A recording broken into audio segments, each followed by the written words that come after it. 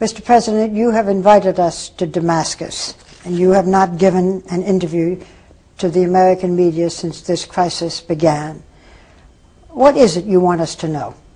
I would like to reiterate what I used to say after 11th of September to every American delegation I met. First of all, I think the American people should know more about what's happening beyond the ocean.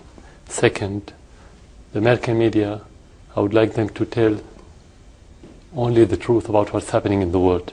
And for the American administration, don't look for puppets in the world.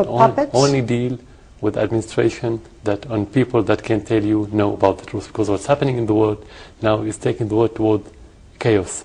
What we need now is we need to deal with the reality. So the message now is about the reality. Tell me what the reality here is, your country is. What is the reality? It's too complicated. It takes hours to talk about. Then I will ask my question. So let's be specific. Okay. Not long ago, you were widely seen as a fresh, pragmatic leader, a doctor whose life was in healing people. Now, sir, much of the world regards you as a dictator and a tyrant. What do you say to that? What's important how the Syrian people look at you, not how you look at yourself. So I don't have to look at myself. This is first. Second, it's about the system. You have a dictator and you have dictatorship. There's a big difference between the two. Dictatorship is about the system. We never said we are a democratic country, but we're not the same. We are moving forward in reform, especially during the last 9 months. So I think we are moving forward. It takes a long time. It takes a lot of maturity to be full-fledged democratic country, but we are moving in that direction. For me as a person, whatever I do should be based on the will of the people, because you need popular legitimacy. And this is against dictatorship for a person. But you talk about the support of your people. You did have the support of your people, and then began these demonstrations, which I will discuss in more detail, and crackdowns, and you have people now who don't want you to lead. You don't have the support of your people, of all of your people. You always have people that don't want you to be in that position. That's self-evident. That's normal. You cannot say that having the support of the people or the people support you means something absolute. You're talking about the majority, and people are against you. They're not majority yet. When they are majority, you don't have to stay in that position. But you have people who are against you who are protesting every day. It started as a simple, not so simple, but it started with people marching with olive branches and with their children, asking for more freedom, for freedom of press, for freedom of expression. And much of the country now, sir, is not supporting you. That's what your crisis is about. Yeah. That's why we had the reform started quickly after the very beginning that you described as simple. So we didn't play the role of stubborn government. They said they need more freedom. We right away had new party laws, new media law, new election law, new local administration law, and we are revising our constitution now, showing your opinion, whether you like somebody or doesn't like, government or president or whoever, should be through the election, the ballot box. This is the only way. If you have elections, will they be elections for president? No, now we're going to have, first of all, the local administration election this month. Local administration, but what about for president? Yeah, after that, we're going to have the parliamentarian election, which is the most important. Talking about presidential election, it's going to be in 2014. This is people don't want to wait that long until 2014. Which people? The people who are protesting. How much? How many? Are they majority or not? That's why you need to wait, first of all, for the parliamentarian election. This election will tell you, are you going to have majority or minority? Then when you can think about presidential election, but not before. Before that, you don't have any indication, any clear indication. In 2014, when there are presidential elections, will you allow opposition parties? That's why we are changing the constitution. Okay. And if somebody else wins, will you step down in 2014? If he wins, he's going to be in my position. I don't have to step down. He's going to be president. So you don't step down. He will win the election. He will be president. So step down means you leave. While if he wins the election, he's going to be in that position instead of me. Mr. President, you once had positive things to say about President Obama. Now President Obama says, and I quote, "President Assad has lost his legitimacy to rule. He should step down." What do you say to President Obama? I'm not a political commentator. I comment more on action rather than word. But at the same time, if I want to care about something like this, I would care about what the Syrian people wants. Nobody else outside Syria is part of our political map. So whatever they say, we support, we don't, he's legitimate or he's not, it's the same for me. For me, what the Syrian people want, this is the popular legitimacy that put me in that position. And this is the only force that can make me outside. So anyone could have his own opinion, whether president or official or any citizen, it's the same for me, outside our border. Public opinion doesn't matter. Outside Syria? Outside Syria. No, it's a Syrian issue. But Syria is almost completely isolated. The Prime Minister of Turkey, who was your ally, has said, and I quote, "No regime can survive by killing or jailing." Jordan says you should step down. The Arab League, Syria was a founding member, have said that they have suspended you. You've lost all the support of your neighbors and friends. Does that matter to you? That depends how do you describe or how do you define isolation and support. How did they support me and how did they isolate me?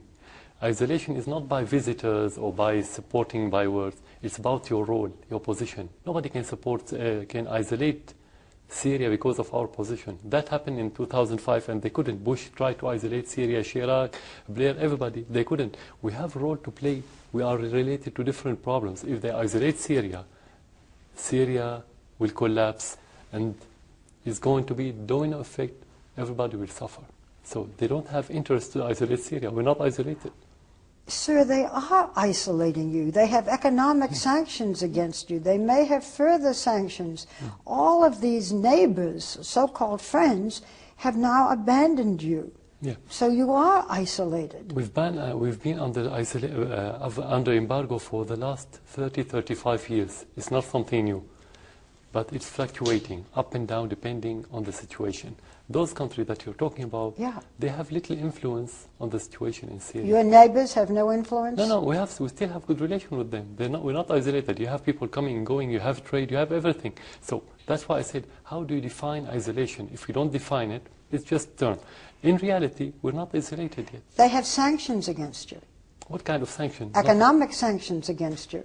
It's not implemented. They're going to suffer. The countries surrounding Syria, they're going to suffer. What about the transit? What about many, many other things? They have common interests with us. They won't implement it. Or they cannot, or they're going to suffer. That depends on the option that they're going to take. That's why I said isolating Syria is not something easy. It's not only a decision then you implement. It's not easy. So it's not about the economy. It's about the whole role in the political arena in the Middle East. It's not only about the economy. You know, sir, that many leaders in the region have been overthrown. You have seen, I'm certain, the pictures of Egypt's former president Mubarak in jail, pictures of, in Libya, of Muammar Gaddafi killed. Are you afraid that you might be next? No, I'm afraid that the people won't support me, Syrian people. That they won't support you? But I'll be happy with it. I mean, the only thing that you could be afraid of as president to lose the support of your people. That's the only thing that you should be afraid of. Not to be in jail or things like this. Do you feel now that you still have the support of your people? If you don't have the support of the people, you cannot be in this position. This is Syria. It's not easy. It's very difficult country to govern if you don't have the public support. But, Mr. President, you have people an hour and a half away from here protesting. You have people who have been killed and people who have been tortured, and still they're protesting. And you say you have the support of your people? No, you are mixing between the protesters and the killing. It's different. Now we are having terrorists in many places killing. Now? No, not only now. No, from the very beginning. No, not now. Now it's recognized in the media, that's the difference. But from the very first few weeks, we had those terrorists. They are getting more and more aggressive. They've been killing. We have over 1,100 soldiers and policemen killed. Who killed them? Peaceful demonstrations? This is not logical. This is unpalatable. Let me ask the question again. Yeah. Do you feel now even with people who had been protesting, that you have the support of your people?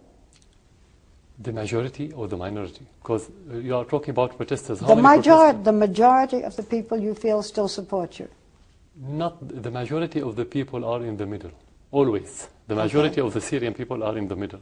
And then you have people who support you, and you have people who are against you.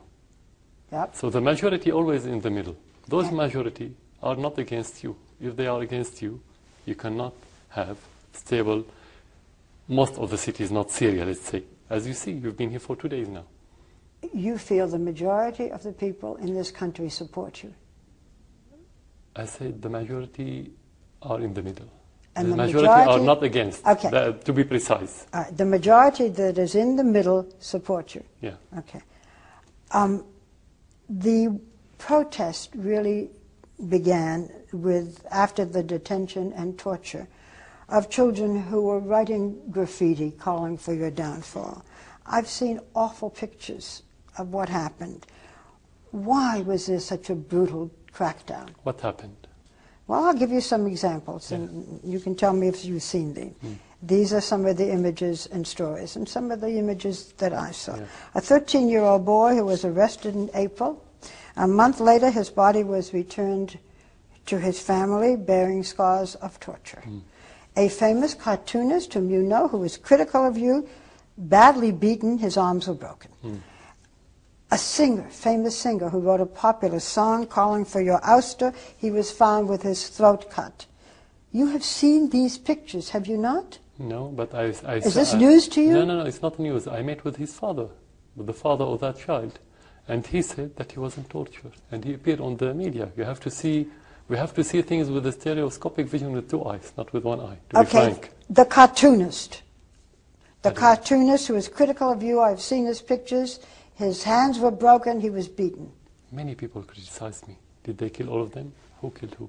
Most of the people that are being killed are supporters of the government, not the vice versa. But in the beginning, what about the singer with his throat cut? I don't know about him. I don't know about He was a famous singer, a famous song. You don't know about it? No, I don't think he's famous. I don't know about him. You don't know about it? Well, Maybe he's famous in the United States, but not in Syria. Do you know about him? This is editing. I don't know. You don't know? No. I didn't hear the story the first time. For the child, I met with his father, and there was a special investigation committee to see if there was torture. There was no torture. This is only false allegations, to be frank with you. That's why I said at the very beginning my message for the media to tell the truth, not to listen to rumors. Well, in the beginning, these protests, the women were marching with children carrying olive branches. Nobody at that point was asking for you to step down. It has escalated. Do you think that your forces crack down too hard? They are not my forces. They are military forces belong to the government. Okay, but you're the I don't government. own them. I'm president. Okay. I don't own the country. So they're not my No, but forces. you have to give the order.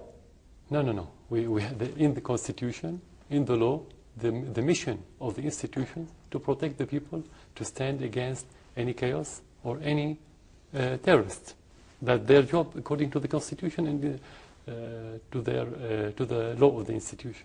The crackdown was without your permission? What do you mean by crackdown? The reaction to the people, some of the murders, some of the things that happened. No, there's a difference between having policy to crack down and between having some mistakes committed by some officials. There's a big difference. For example, when you talk about policy, it's like what happened in Guantanamo when you have policy of torture, for example. We don't have such a policy to crack down or torture people. You have mistakes committed by some people, or we have some allegations about mistakes. That's why we have a special committee to investigate what happened. And then we can tell, according to the evidences, you have mistakes or not. But as a policy, no, we don't have. Have there been mistakes